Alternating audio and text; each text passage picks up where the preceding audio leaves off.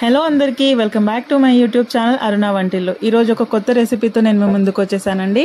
అదేంటంటే banana cake. దానికి కావాల్సిన ingredients 3 bananas, 2 table spoon butter, 1/2 cup oil, 2 cup గోధుమ పిండి, 1/2 కప్ వరకు షుగర్. ముందుగా మనం ఒక ఎంటీ బౌల్ తీసుకున్న బనానాస్ని స్లైసెస్ లాగా కట్ చేసేసుకుందామండి. బనానాస్ బాగా పండినే ఉంటే బాగుంటుందండి కేక్ అనేది.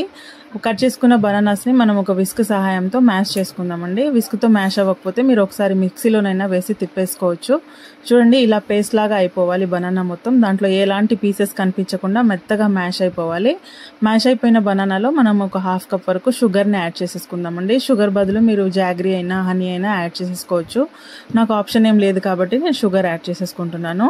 షుగర్ ఇంకా బనానా బాగా మిక్స్ అవ్వాలండి. ఆ షుగర్లో ఉన్న వాటర్ అనేది అంతా బయటికి వచ్చేసి మనకు బనానా ఇంకా షుగర్ అనేది ఒక లిక్విడ్ లాగా ఫామ్ అవ్వాలి.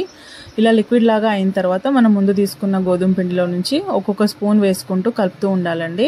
మొత్తం ఒకేసారి వేసేస్తే మనకు లమ్స్ వచ్చే అవకాశం ఉంటుంది. సో అందుకనేసి మనం ఒక్కొక్క స్పూన్ దాన్ని వేసుకుంటూ స్లోగా కలుపుతూ ఉండాలండి. ఆ తర్వాత కలిపేసిన తర్వాత అందులో మనం ముందుగా తీసుకున్న ఒక 1/2 cup oil, 2 table spoon butter వేసేసుకుందాము. బటర్ని కొంచెం కరిగించి వేసుకుంటే బాగుంటుంది. నేను అలానే వేసేసుకున్నాను. సో ఇప్పుడు బటర్, ఆయిల్, బనానా, షుగర్ ఇంకా పిండి ఇదంతా బాగా కలిసేలాగా మిక్స్ చేసేసుకోండి. కొంచెం పెద్ద బౌల్ తీసుకుంటే బాగుండేది. నేను కొంచెం చిన్న బౌల్ తీసుకున్నాను. కొంచెం పెద్దది తీసుకుంటే మంచిగా మిక్స్ అవుతుందండి బ్యాటర్ అనేది. ఇలా మనం కొంచెం బాగా స్ట్రెంత్ పెట్టి మిక్స్ చేయాలండి. ఇప్పుడు మనం కాచి చల్లార్చుకున్న పాలు ఒక 1/2 కప్ వరకు తీసుకోవాలి. అది నేను మీకు ఇంగ్రీడియంట్స్ చెప్పడం మర్చిపోయాను. పాలని దీంట్లో కొంచెం కొంచెం యాడ్ చేసుకుంటూ మనకు కావాల్సిన కన్సిస్టెన్సీ వచ్చేంత వరకు చూసుకొని మిక్స్ చేసేసుకోండి. పాలు కొద్దిగా మిక్స్ చేస్తూ ఉండండి. తర్వాత నేను అవన్నీ ప్రీహీట్ చేసుకుంటున్నాను. మీ దగ్గర అవెన్ లేకపోతే మీరు కుక్కర్లో అయినా బేక్ చేసేసుకోవచ్చు. మనం అవెన్ ఏంటంటే 180 డిగ్రీస్ దగ్గర సెట్ చేసుకొని ఒక 20 మినిట్స్ వరకు బేక్ చేసుకుంటే మనకి కేక్ అనేది నీట్గా రెడీ అయిపోతుందండి. ఆ తర్వాత మనము చూడండి, నా బ్యాటర్ మొత్తం ఇలా రెడీ అయిపోయింది. దాంట్లో ఒక టీ స్పూన్ వరకు బేకింగ్ పౌడర్ని యాడ్ చేసుకుందాము. బేకింగ్ పౌడర్ యాడ్ చేసుకుంటేనే కదండి మనకు కేక్ ఫ్లఫీగా వచ్చేది. బేకింగ్ పౌడర్ యాడ్ చేసుకున్న తర్వాత బాగా హార్ష్గా కలుపుకూడదండి, కొంచెం స్మూత్గా కలపండి. కలిపిన తర్వాత మనం కేక్ టిన్ని తీసుకొని దాన్ని కొంచెం బటర్ అప్లై చేసేసుకోండి. బటర్ అప్లై చేసుకుంటే ఏంటంటే మన కేక్ అనేది బేక్ అయిన తర్వాత ఈజీగా ప్లేట్లోకి వచ్చేస్తుంది అనమాట. నా దగ్గర బటర్ పేపర్ మీద కొంచెం అది బటర్ ఉంటే నేను దాన్ని అప్లై చేసేసుకుంటున్నాను.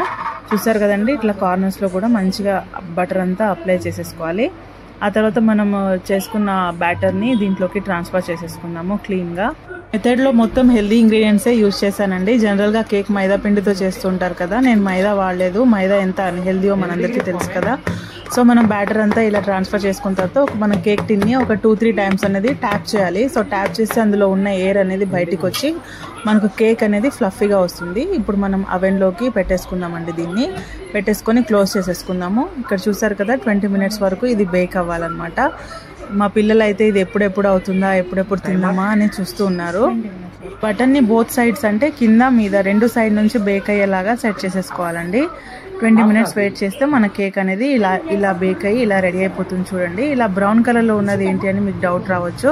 మా ఇంట్లో బోర్న్విటా ఉంటే కొంచెం దాన్ని నేను కేక్ పైన స్ప్రింకిల్ చేశాను. సో కొంచెం కలర్ఫుల్గా ఉంటుందని. మరి మీరు టూత్ పిక్ పెట్టి చూసుకోండి. టూత్ పిక్ క్లీన్గా వచ్చేస్తే మన కేక్ బేక్ అయిపోయినట్టే. చూడండి, నా కేక్ అయితే రెడీ అయిపోయింది. మనం ప్లేట్లోకి ట్రాన్స్ఫర్ చేసేసుకోవడమే.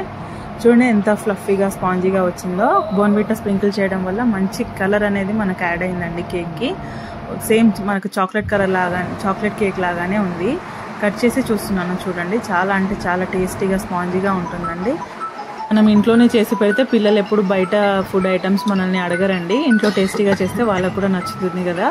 ఐ హోప్ ఈ వీడియో మీకు కూడా అందరికీ నచ్చిందని అనుకుంటున్నాను. Please like, share and subscribe to my YouTube channel అండి. థ్యాంక్ యూ వెరీ మచ్ అండి. బాయ్ అండి.